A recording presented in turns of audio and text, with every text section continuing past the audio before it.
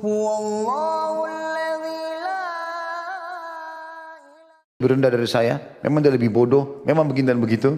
Maka itu sudah cukup membuat syaitan puas. Karena memang itu adalah dosa yang besar di sisi Allah subhanahu wa ta'ala. Kita masih ingat hadits yang saya sampaikan ya.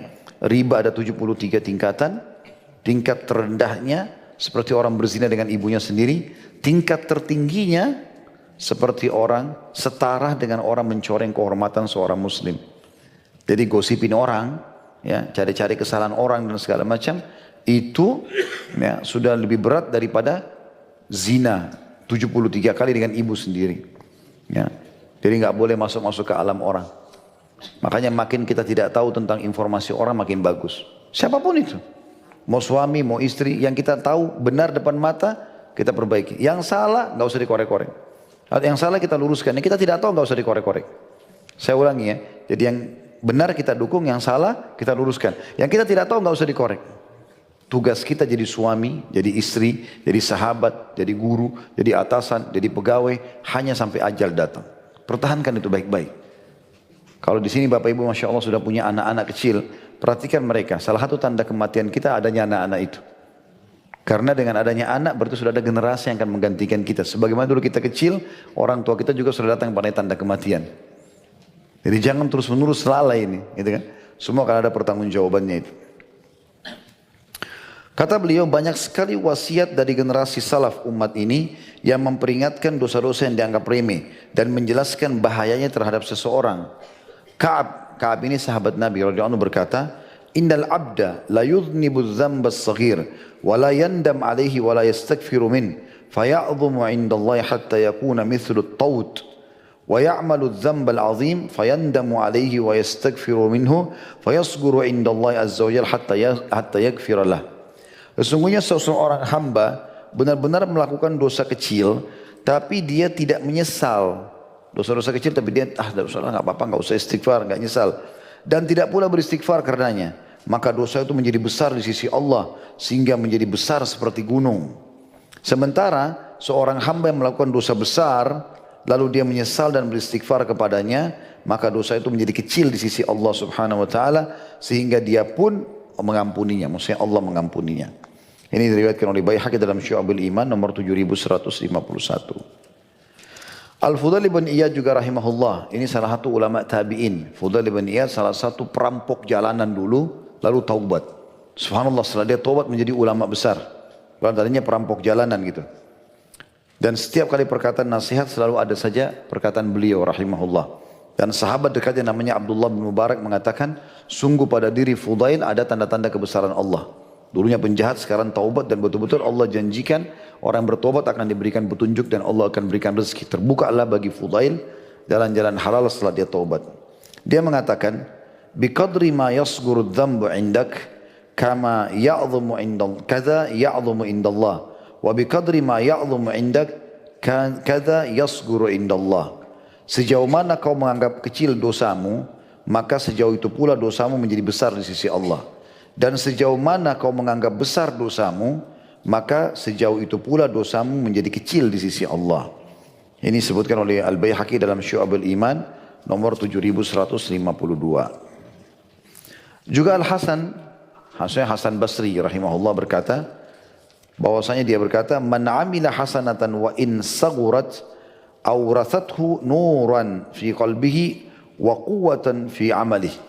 Wa in amila sayyi'atan wa in saghurat fahtaqaraha awrathathu dhulman fi qalbihi wa dha'fan fi amalihi. Barang siapa yang melakukan kebajikan, ketaatan walaupun itu sunnah misalnya, meskipun kecil, maka hal itu akan menimbulkan cahaya dalam hatinya dan kekuatan dalam amalnya. Kayak Bapak Ibu hadir majelis ilmu begini, sebentar bubar pasti beda imannya, terasa otomatis. Bukan karena saya, karena Allah SWT. Maka itu akan muncul cahaya yang akan membuat kita lebih kuat beramal dari sebelumnya. Makin kita pupuk, maka makin kental tentu keinginan untuk beramal. Jika dia melakukan perbuatan buruk, sebaliknya, meskipun kecil, dosa walaupun kecil, namun dia menganggapnya remeh, maka hal itu akan menimbulkan kegelapan dalam hatinya dan kelemahan dalam amalnya. Jadi otomatis jadi malas beribadah. Makanya Abdullah bin Umar pernah menjadikan bahan muhasabah. Dia bilang, saya pernah melakukan dosa kecil yang saya anggap kecil sekali. Sudah cukup membuat Allah mengharamkan saya sholat subuh di masjid 1 bulan. Jadi Allah tidak buat dia mau sholat subuh. Tidak bisa, bangun sudah terbit matahari. Itu dianggap efek daripada dosanya. Sebulan dia bilang hilang. Sampai sebagian ulama mengatakan, kalau kau mau tahu dosamu sudah dibersihkan atau belum oleh Allah, gitu kan? Perhatikan bagaimana kepekaan kau terbangun di malam hari dan di waktu subuh. Kalau kita terkaget tengah malam terus terpikir untuk sholat malam, itu tanda kebaikan. Berarti apa yang kita sudah mohon kepada Allah bisa saja Allah ijabah, karena memang waktu itu diijabah doa. Begitu juga pada saat bangun sholat subuh, karena Nabi SAW mengatakan siapa yang sholat subuh berjamaah di masjid, dia akan ada di bawah naungan Allah, dilindungi Allah sampai besok pagi. Tolak ukurnya itu, Abdullah bin Umar jadikan tolak ukur sholatnya. Ternyata dengan buat dosa kecil 1 bulan gak bisa sholat di masjid. Allah haramkan dari ketaatan itu. Abu Ayyub al-Ansari, sahabat Nabi yang mulia radhiyallahu anhu berkata, "Innar rajula la ya'malul hasana yattakilu 'alaiha wa ya'malul muhakkarat hatta ya'ti Allah wa qad akhtarathu. Wa innar rajula la ya'malu sayyi'ata fayafraqu minha hatta ya'ti Allah amina." Sesungguhnya seseorang benar-benar melakukan amal kebajikan dan dia menyandarkan keselamatan padanya dan dia melakukan perbuatan-perbuatan dosa yang dianggap remeh hingga dia datang kepada Allah dalam keadaan perbuatan-perbuatan dosa yang dianggap remeh tersebut telah membahayakannya. Dan sesungguhnya seseorang benar-benar melakukan amal keburukan tapi dia menyesalinya sehingga dia datang kepada Allah dalam keadaan aman. Ini artinya kalau pernah berbuat dosa bertaubat, dan itu akan mengamankan dia tinggal istiqomah sampai mati. Dan orang kalau pernah membuat ketaatan maka dia tinggal menjaganya. Yang rugi adalah orang yang pernah taat kemudian dia tinggalkan ketaatan tersebut kepada kemaksiatan. Ya, ini sayang sekali gitu. Juga salah satu teman-teman harus diperhatikan ya, kalau antum sudah hijrah, sudah mulai mau menjadi orang baik, ini jangan lupa komunitas penting. Komunitas penting. Ingat selalu itu komunitas. Kita manusia makhluk sensitif. Ya. Sehebat apapun kita anggap iman kita, kapan tetap kita pada komunitas yang buruk, ini bahaya sekali. Saya pernah ceritain tidak kisah Uqbah bin Abi Mu'aid? Sudah? Selalu belum? Benar belum? Tidak tahu siapa Uqbah bin Abi Mu'aid? Rugi benar. Harus tahu siapa orang ini. Sebagian ulama mengatakan ini orang yang paling bodoh di dunia gitu. Ini orang teman dekatnya Nabi Muhammad SAW dari kecil. Sahabat dekatnya Nabi. Tapi waktu Nabi dinobatkan jadi Nabi dan mengumandangkan Islam, dia belum mau masuk Islam. Saat itu dia undang Nabi ke rumahnya. Begitu datang ke rumahnya, dia undang, ayo makan Muhammad. Kata Nabi SAW, saya enggak mau makan sampai kau syahadat. Nabi ajak dia syahadat. Kalau kau syahadat saya mau makan. Maksudnya Nabi ini ingin tamak supaya dia masuk Islam. Karena ini temannya dari kecil. Kata Uqbah, sudahlah Muhammad, ini bukan saatnya kau sampaikan agamamu. Kata Nabi, saya tidak mau makan kalau kau tidak syahadat. Syahadat dia. Setelah syahadat, dia masuk Islam, tersebar berita. Salah satu tokoh Mekah masuk Islam. Rupanya si Uqbah ini punya sahabat. Saya lupa, kalau tidak salah Umayyah bin Khalaf. Salah satu orang kafir gitu. Atau Abu Jahal. Salah satunya. Lalu dia mengatakan, hai Uqbah, kau sudah tinggalkan agama nenek moyangmu? Kata Uqbah, tidak. Loh, tersebar berita kau syahadat depan Muhammad. Dia bilang enggak, saya cuma enggak enak Muhammad tamu saya. Dia suruh saya syahadat, untuk dia makan, maka saya syahadat. Kata dia, kalau begitu buktikan kalau kau tidak masuk Islam. Karena sekarang tersebar berita nih. Sekarang kau pergi ke dekat Ka'bah, Muhammad lagi ada di sana, bilang iklanin kalau kau bukan dalam agamanya, dan saya mau kau ludahi wajahnya Muhammad. Begitu. Uqbah lakukan, demi untuk menjaga persahabatannya dengan orang kafir sama dia. Dia datang, dia nyatakan lalu dia ludahi. Pada saat itu Jibril bawa ayat Al-Quran. Ayat ini turun sementara Uqbah masih hidup. Bahwasanya dia pasti masuk neraka. Ya. Allah mengatakan, A'udzu minasyaitonir rajim, yauma ya'addu dzalimu 'ala yadayhi. Nanti pada hari kiamat si zalim ini turun pada Uqbah. Dianggap oleh Allah zalim. Gitu kan? Sudah syahadat tinggalkan. Dia akan hari kiamat gigit jarinya. Yaqulu, sambil dia berkata, ya laitani ittakhadtu ma'ar rasuli sabila. Coba saya ikuti jalannya Rasul. Ya laitani lam attakhid fulanan khalila. Coba saya tidak jadikan fulan itu sebagai sahabat dekat saya. Laqad adallani 'ala dzikri ba'da idh ja'ani. Dia telah menyesatkan saya setelah datang kepada saya peringatan. Tidak boleh teman-teman. Kita boleh kenal semua orang, iya. Sahabat dekat nggak bisa lagi. Kita sensitif. Hati kita ini peka. Dengar yang sedih kita sedih. Dengar yang senang kita senang. Gampang sekali. Saya sudah sering ingatkan. Telinga kita ini peka. Kita bisa bedain mana suara besar, suara kecil seketika. Mata kita bisa bedain mana terang, mana ya redup seketika. Ya, hidung kita bisa bedain busuk, wangi seketika. Seketika. Oh ini wangi. Oh ini busuk seketika. Kita peka. Jangan bilang saya tidak terpengaruh, mustahil. Dulu majelis ilmu begini 2 jam, terpengaruh pasti. Sebagaimana dulu 2 jam di diskotik terpengaruh. Pasti. Gak mungkin tidak. Jangan bilang saya tidak terpengaruh, toh besok saya ikut pengajian, gak bisa. Iman itu kalau kita terus pupuk, ya seperti kue atau es krim yang kita lapis-lapisin terus. Dia makin numpuk-numpuk makin banyak gitu kan, makin bagus. Tapi kalau tidak, Bapak Ibu misalnya taruh es nih, terus kemudian ditaruh lagi apa mungkin sesuatu yang panas atau kotoran, baru nanti mau ditutupi lagi dengan es, kotoran itu akan ada di situ. Nggak bisa dibiarkan. Maksiat itu adalah kotoran, jangan dibiarkan. Bahasa saya yang lain, dosa itu sebenarnya seperti racun. Amal soleh seperti susu. Kalau susu 1 gelas seperti gelas air saya ini, ditetesin 1 tetes saja racun, sudah cukup merusaknya. Dan subhanallah, sebenarnya obat racun susu. Tapi 1 tetes susu, 1 tetes racun tidak bisa diobati dengan 1 gelas susu. Mungkin 1 gentong pun belum tentu cukup. Padahal itu, karena itu racun tadi, bahaya. Tidak usah dicoba, gitu. Tidak usah dilakukan. Pernah dilakukan, sekarang bertobat, sekarang berpindah kepada yang lebih baik lagi. Saya udah pakai bahasa Indonesia ini, saya harap bisa difahami. Ya. Jangan lagi keluar, oh kayaknya Ustadz, tadi Ustadz ngomong gitu, iya sih, tapi ini nggak ada lagi tapi. Jangan negosiasi, gitu. Mau jadi orang baik harus seketika.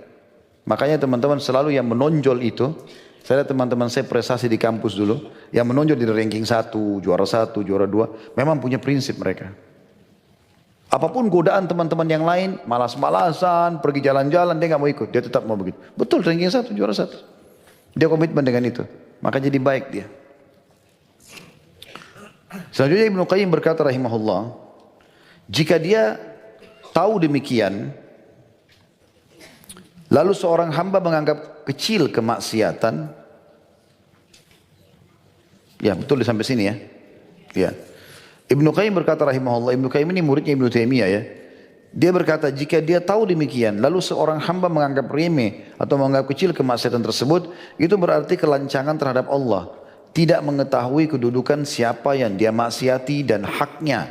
Yang besar kata ganti Allah, itu tidak lain adalah perlawanan. Karena jika dia menganggap kecil dan sedikit kemaksiatan tersebut, maka perkara kemaksiatan itu kecil baginya dan ringan dalam hatinya. Dan ini adalah salah satu bentuk perlawanan. Oleh karena itu saudaraku yang mulia, kata beliau, betapa banyak perkataan yang kita ucapkan yang tidak kita fikirkan akibatnya, yang isinya berkisar antara mengolok-olok sama muslim, mencibirnya dan melecehkan kehormatannya, atau kata-kata yang tidak benar. Ditambah lagi pandangan yang liar, tidak sempurna dalam mengerjakan kewajiban yang tidak kita pedulikan. Demikianlah sehingga melahirkan air bah yang dahsyat. Setelah itu kita bertanya, mengapa hati kita keras? Ya. Saya lanjutkan dengan satu subjudul lagi insyaAllah. Masalah berhati-hatilah dari mujahara atau terang-terangan berbuat dosa. Karena ini saya lihat masih connect bahasannya. Nanti insyaAllah setelah itu baru ada bahasan tentang masalah taubat yang tulus dan jujur.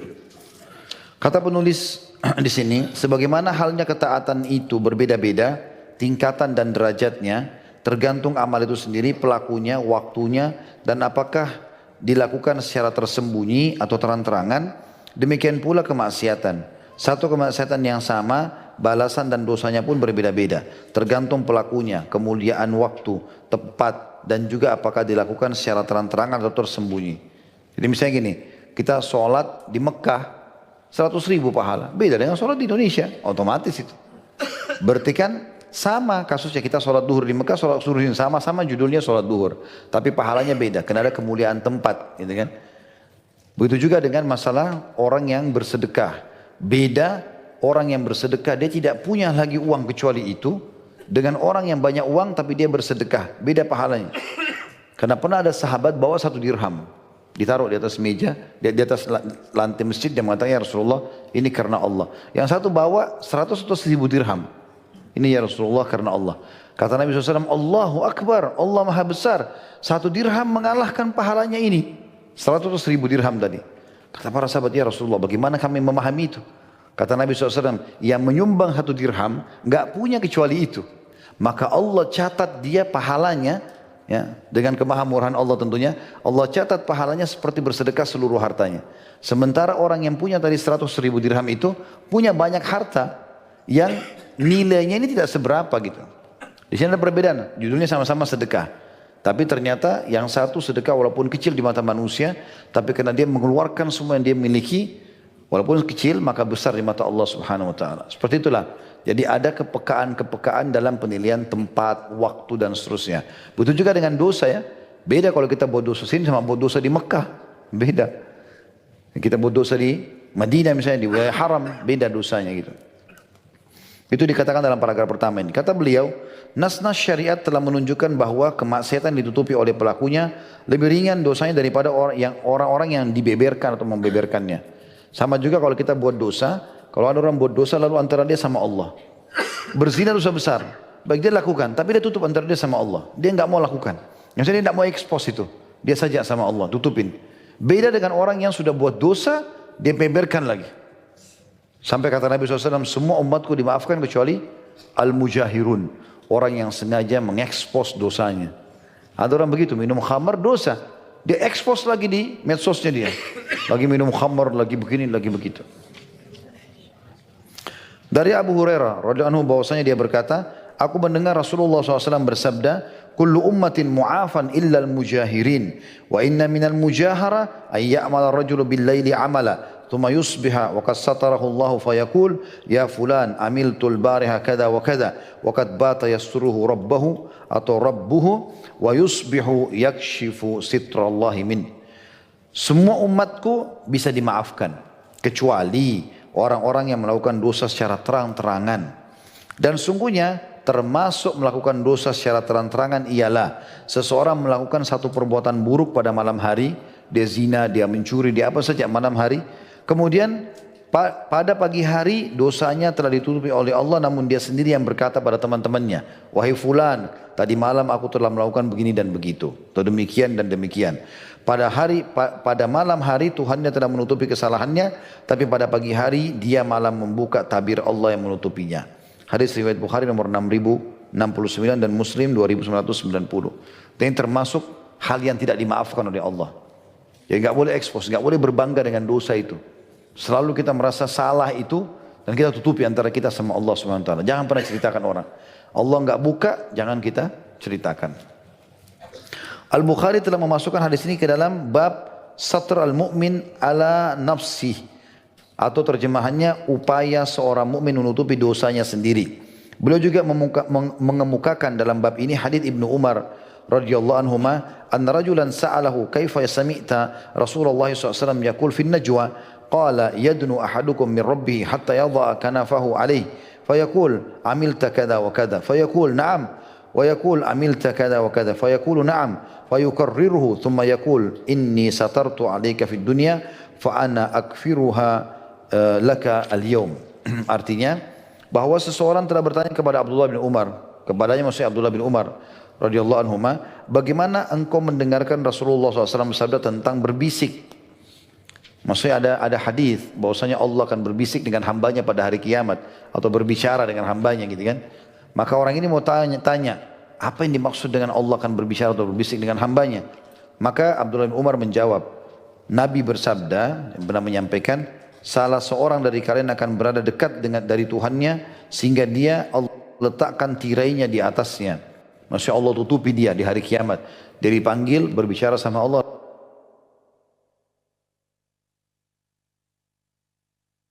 Kian. Dia menjawab benar. Lalu dia bertanya, kamu telah melakukan demikian dan demikian. Malah dia menjawab benar. Maksudnya hamba itu mengakui dosa-dosanya. Orang tersebut mengakuinya. Kemudian Allah berfirman, sungguhnya aku telah menutupi kesalahanmu di dunia dan aku akan mengampuni dosa-dosamu itu sekarang.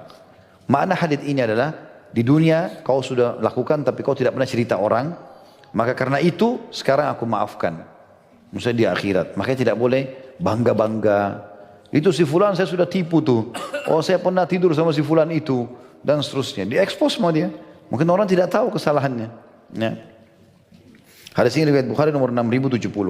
Ketika Allah menguji salah seorang hambanya sehingga dia dikalahkan oleh nafsunya yang mengajak kepada keburukan dan mengajaknya untuk melakukan kemaksiatan dan mengerjakan perbuatan haram, dan dia bersembunyi dari orang-orang yang menutupkan tabir, yang menutupi dirinya, ketika itulah hendaklah dia menutupi dirinya dengan tabir Allah dan tidak menyibak tabir tersebut. Artinya paragraf ini, kalau ada orang sampai terjun pada dosa dan Allah tidak buka itu kepada orang-orang, maka tidak ada orang yang tahu kesalahannya, paling tidak dia harus menutupi diri dia dengan antara dia Allah SWT. Jangan dia buka tabirnya Allah itu, di mana Allah sudah tutupi kesalahannya. Orang mukmin yang takut kepada Tuhannya, mengagungkan serta memuliakannya, jika dirinya terjerumus dalam kemaksiatan dan akhirnya melakukan apa yang dia lakukan, maka dia membenci kemaksiatan tersebut dan dia tidak menceritakan hal itu kepada orang yang dekat ataupun apalagi orang yang jauh. Lalu bagaimana mungkin dia bercerita bahwa dirinya telah melakukan dosa demikian dan demikian? Semakna dengan ucapan, wahai fulan, tadi malam aku telah melakukan demikian dan demikian. Ialah apa yang dilakukan sebagian pemuda ketika berjumpa sahabat atau saudaranya. Dia bercerita kepadanya, bukan untuk membangga-banggakan dan melawan Allah dengan kemaksiatan, tapi dia membungkus hal itu dengan bungkus pengaduan dan disertai dengan pertanyaan mengenai solusi serta mencari jalan keluar. Perbuatan tersebut di samping bertentangan dengan adab syar'i dan menyibak tabir Allah, dia juga menciptakan keteladanan yang buruk atau menganggap ringan kemaksiatan di hadapan orang lain. Maksudnya kalau ada orang buat dosa, sementara Allah tutupi, ada orang pada saat dia faham pun riwayat ini dia mengatakan, enggak, saya sebenarnya bukan buka aib saya hanya mau cerita. Gitu kan? Maka di sini penulis mengatakan, perbuatan tersebut di samping bertentangan dengan adab syar'i juga menyibak tabirnya Allah. Allah kan sudah tutupi. Saya pernah bilang teman-teman, kalau curhat hanya kepada Allah, konsultasi pada ahlinya iya. Pada ustadz-ustadzah iya, konsultasi sama mereka. Sakit pada dokter. Bukan semua orang ini. Kalau semua orang diajak ngomong ini jadi masalah. Bahkan ada yang unik, kadang-kadang orang tanya masalah rumah tangga kepada orang yang gagal rumah tangga. Bagaimana bisa? Apa yang akan dia berikan masukan? Cerai seperti dia kan gitu. Atau orang tanya tentang sukses usaha tapi pada orang yang gagal, bangkrut. Nggak bakal bisa. Kalau ada orang rumah tangga sampai 70 tahun suami istri tidak cerai, nah itu dijadikan contoh, datang ke dia tanya. Jadi kan itu pengalaman, bagus gitu. Bukan orang yang gagal di sini. Saya ulangi kata beliau, perbuatan seperti ini di samping bertentangan dengan adab syar'i dan menyibak tabir Allah, dia juga menciptakan keteladanan yang buruk atau menganggap ringan kemaksiatan di hadapan orang lain. Ketika pelaku perbuatan itu jiwanya tertimpa penyakit, maka dia melakukan hal itu atau selainnya dengan beralasan karena keterbatasan dirinya, dengan mengingatkan dirinya bahwa si fulan pernah melakukannya, dan demikian pula kebanyakan pemuda. Meskipun keseluruhannya, inilah yang diungkapkan lisan keadaannya meskipun bukan dengan lisan mulutnya. Ya. Di samping menampakkan kemaksiatan dan keteladanan yang buruk, maka sahabatnya tak kalah melakukan kemaksiatan tersebut akan ganti mengadu kepadanya dan bersekutu bersamanya dalam rahasia. Akhirnya dua orang tersebut saling bersekutu dalam perkara yang sama, yakni dalam hal saling mengadu. Kemudian permasalahannya berubah menjadi tolong menolong dalam dosa dan permusuhan serta bekerja sama kemaksiatan. Betapa banyak perilaku ini menjadi faktor penyimpangan sebagian pemuda dan kesesatan mereka, padahal sebelumnya mereka istiqomah dan mendapat petunjuk. Semakna juga dengan ucapan ini, aku tanda kutip, aku telah melakukan demikian dan demikian tadi malam.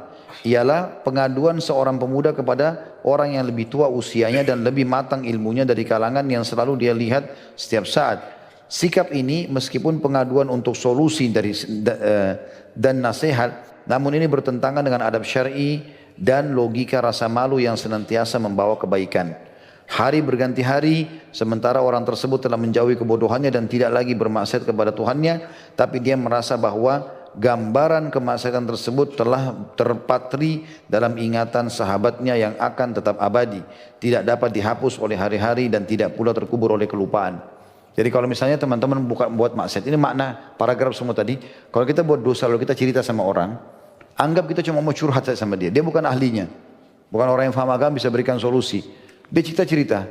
Mungkin dia dengan ilmunya yang terbatas dia mengatakan, ya kau kan normal-normal saja, kau kan masih muda, kau kan begini dan begitu. Bisa saling dukung di sini. Akhirnya dua-duanya bisa mendukung perbuatan maksiat itu. Dia pun nanti temannya kalau buat masalah juga curhat sama dia. Teruslah mereka saling dukung-mendukung dalam kemaksiatan, gitu kan. Yang lebih parah sekarang, anggap berjalan waktu dia taubat kepada Allah. Bagaimana temannya yang pernah diajak curhat, yang sudah menganggap perbuatan itu boleh-boleh saja. Maka di sini dia punya PR baru lagi, bagaimana harus memperbaiki teman-temannya supaya tidak jadi dosa jariah buat dia. Kan itu rentetan, kenapa? Karena awal sudah mulai banyak cerita kepada orang-orang. Ada orang teman-teman saya lihat subhanallah ini bahasa kiasan aja ya. Dia lewat seperti tanpa pakaian udah. Semua orang tahu apa masalah dia. Karena semua orang diceritakan sama dia. Walaupun dia bilang, saya mau cerita tentang rumah tangga saya tapi jangan cerita orang lain ya. Ini juga jangan cerita orang lain. Ini juga jangan cerita. Semua orang diceritain. Lalu dia jalan seperti tanpa pakaian. Orang semua tahu masalahnya. Satu waktu dia baikan sama pasangannya malu sendiri. Ya? Orang semua tahu, oh si fulan bukan yang ribut itu hari. Ya? Misal contoh. Karena itu kata beliau, ada bimbingan nabawi yang mulia. Maksudnya Nabi SAW. Dalam hadis Ibnu Umar radhiyallahu anhuma, "Ijtanibu hadhil kadurat allati naha Allah anha, faman alamma falyastatir bi sitrillah wal yatub ila Allah, fa innahu may yubdi lana safhatahu nukim alaihi kitabullah." Jauhilah kotoran atau kemaksiatan. Nabi gambarkan dosa maksiat itu dengan kotoran. Jauhilah kotoran atau kemaksiatan dilarang Allah. Barang siapa yang terkena olehnya, terjerumus dalam dosa apapun itu, hendaklah dia menutupi dirinya dengan tabir Allah antara dia sama Tuhannya. Jangan ekspos. Dan hendaklah dia bertobat kepada Allah. Karena sungguhnya barang siapa yang menampakkan kepada kami lembaran kesalahannya, maka pasti kami tegakkan kitab Allah terhadapnya. Dalam kitab atau riwayat Al-Hakim jilid 4 halaman 425. Jadi maksudnya Nabi SAW ingatkan, dalam Islam itu begini teman-teman, kalau orang kepergok buat dosa, di saat itu kalau berdiri tegaknya hujjah, ada saksi segala macam, baru ditegakkan hukum. Kalau tidak tegak padanya hujjah, misal seseorang pernah berzina dulu, dia pernah mabuk, nggak ada yang tahu. Nggak ada dalam Islam datang kepada ustadz atau kiai, saya pernah zina, bersihkan saya, lakukan ini, lakukan itu. Nggak ada. Antara bapak ibu sama Allah. Kalau itu kiai dan ustadz juga faham, dia kalau ditanya, saya pernah punya masa lalu kelam misalnya. Udah, dia akan mengatakan taubat nasuha kepada Allah, ini syaratnya, kerjakan. Selebihnya sibuk dengan amal soleh. Dia nggak akan tanya, kenapa kau lakukan, di mana kau lakukan, dan segala macam. Nggak ada. Gitu kan.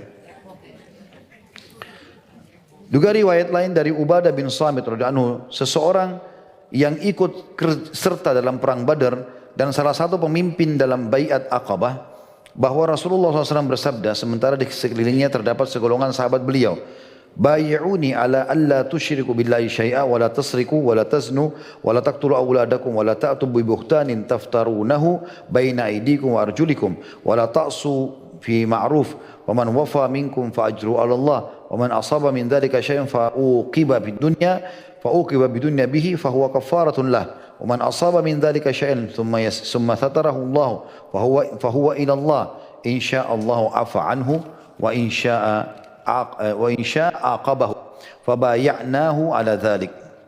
Kata sahabat yang mulia ini, Nabi SAW pernah bersabda kepada kami semua di baiat. Baiat itu janji setia yang diambil di Mekah sebelum hijrah ke Madinah.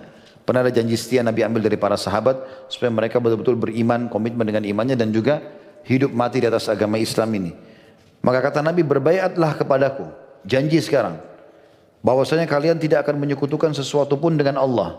Allah murni, memohon kepadanya tidak boleh ada sekutu. Gak ada jimat, gak ada batu, gak ada pohon keramat. Ada apa-apa minta sama Allah langsung. Tidak ada mencuri, tidak akan berzina, tidak akan membunuh anak-anak kalian. Nah, ini termasuk aborsi ya. Tidak akan melakukan kedustaan yang kalian lakukan di antara kedua tangan dan kaki kalian. Karena kalau sudah buat, akui, selesai. Jangan terus berdusta. Dan tidak akan membangkang dalam kebajikan. Barang siapa yang menepatinya dari kalian, maka pahalanya di sisi Allah. Dan barang siapa yang melakukan sesuatu dari hal itu, lalu dia dihukum di dunia karenanya, maka itu adalah tebusan baginya. Maksudnya kalau ada orang buat dosa, Allah datangkan hukumannya, dia sakit, ditipu orang, segala macam, maka sudah menjadi pembersihan atas dosa-dosanya. Dan barang siapa yang melakukan sesuatu dari hal itu, kemudian Allah menutupinya, maka urusannya terserah Allah. Jika Allah berkehendak, maka Allah akan memaafkannya, dan jika dia berkehendak, maka dia akan menghukumnya. Lalu Ubadah berkata, radhiyallahu anhu, maka kami membaiat beliau di atas hal itu. Hadis riwayat Bukhari nomor 18. Ya. Ini namanya potongan hadis terakhir ini namanya tahta masyiah, di bawah naungan Allah. Jadi kalau Allah mau Allah maafkan, kalau Allah mau Allah siksa ya. Jadi pemahaman kita ahli sunnah wal jamaah, semua orang yang berbuat maksiat selama bukan kafir, maka tidak bisa langsung kita vonis ke neraka. Dia masih di bawah masyiahnya Allah. Allah memaafkan, Allah hukum. Seperti itulah. Adapun riwayat mengenai kedatangan sebagian sahabat Nabi kepada beliau guna mengadukan perbuatan dosa yang mereka lakukan, maka itu sifatnya khusus. Sedangkan kaidah adalah sebaliknya.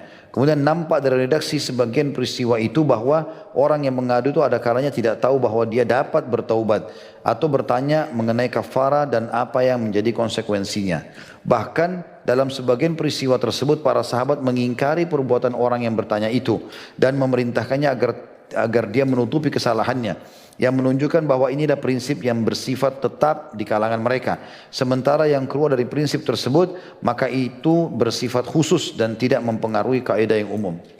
Jadi maksudnya, ada kan kasus, kalau Bapak Ibu pernah dengar, ada sahabat Nabi pernah datang mengadu, ya Rasulullah, saya pernah mencium seorang wanita. Ada yang mengatakan, ya Rasulullah, saya pernah berzina, ya Rasulullah, saya pernah mabuk, gini gitu. Nah, kasus ini adalah kasus-kasus pribadi. Bukan dijadikan sebagai tolok ukur. Bukan berarti kita bilang sahabat aja pernah ngaku sama Nabi kok. Berarti kita juga bisa ngaku sama ustadz atau kiai. Enggak. Bukan itu.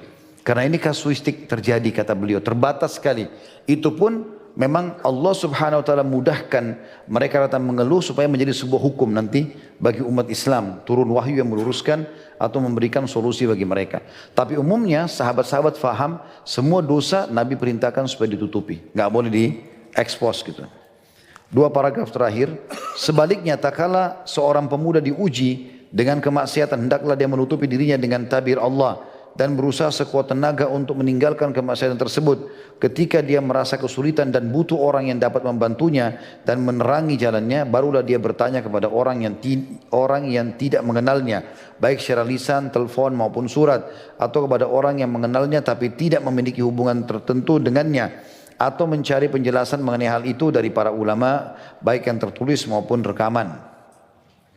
Adapun bila semua pintu itu tertutup dan dia terlihat atau melihat dirinya di antara dua pilihan, kemaksiatan terus berjalan atau menghancurkan dirinya, atau meminta saran teman dekatnya yang dia ketahui memiliki solusi dan obat dengan izin Allah, maka itu tetap sifatnya khusus, tidak boleh menjadi kaidah umum dan arahan yang terus dilakukan. Wallahu alam. Maksudnya kalau betul-betul teman-teman punya maksiat lalu belum tahu solusinya, harus menyampaikan kepada seseorang pun, dia harus pilih orang tertentu. Itu pun darurat sekali. Dia hanya menceritakannya untuk mendapatkan solusi saja dari permasalahannya. Ingat teman-teman, permasalahan rumah tangga kita yang kita jalani 10 tahun, 15 tahun, kalau kita ceritakan pada seseorang dalam hitungan setengah jam, 1 jam, lalu dia mau kita simpulkan yang 10 tahun itu di 1 jam, dia akan kasih solusi yang 1 jam saja. Tidak akan ada kaidah yang lain, tidak ada jawaban yang lain. Karena dia akan simpulkan seperti itu.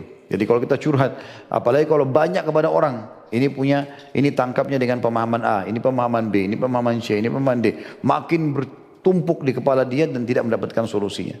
Sekali lagi, rusaknya hubungan dengan makhluk adalah karena rusaknya hubungan sama Allah. Coba wudu, sholat, taubat kepada Allah, Allah akan perbaiki semuanya. Gak usah repot-repot habisin waktu urus dengan manusia. Muhasabah. Setelah taubat kepada Allah, ada haknya manusia, kembalikan kepada hak dia, minta maaf, selesai. Setelah itu kita perbaiki. Hanya sampai ajal datang. Itu sangat terbatas. Penyesalan selalu datang di belakang, maka hati-hatilah teman-teman sekalian. Allahu a'lam. Baik, begitu saja. Subhanakallahumma bihamdika, asyhadu an la ilaha illa anta astaghfiruka wa atubu ilaik. Assalamualaikum warahmatullahi wabarakatuh.